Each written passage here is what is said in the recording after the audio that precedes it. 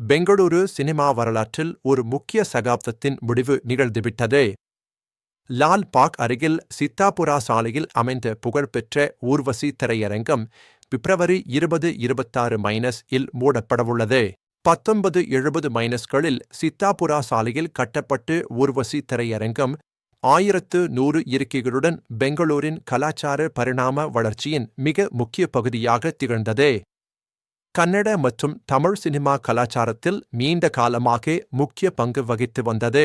1970 தொடங்கிய 45 வருட நில குத்தகை 2018 ஏப்ரலில் முடிவடைந்த நிலையில், நிலம் தொடர்பான நீண்ட சட்ட போராட்டங்கள் மற்றும் பெங்களூரின் வேகமான நகர மறுசீரமைப்பு திட்டங்கள் திரையரங்கின் மூடுதலுக்கு முதன்மை காரணங்களாக அமைந்தன.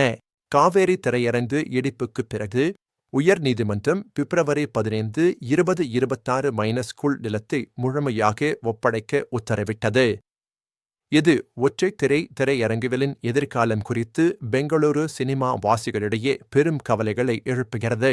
ஊர்வசி திரையரங்கம் வெறும் சினிமா மண்டபம் மட்டுமல்ல, அது சமூகத்தின் மையமாகவும், மாணவர் காட்சிகள் முதல் பண்டிகை சிறப்பு வெளியீடுகள் வரை பல தலைமுறைகளின் விருப்பமான நினைவுகளை பாதுகாக்கும் ஒரு முக்கிய கலாச்சார அடையாளமாகவும் இருந்தது.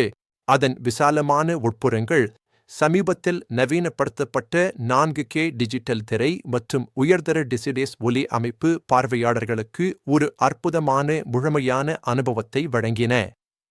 KGF மற்றும் காந்தாரா போன்ற தேசிய அளவில் புகழ்பெற்ற கன்னட திரைப்படங்களின் வெற்றிகரமான வெளியீடுகளையும் இது கண்டு பார்த்தது.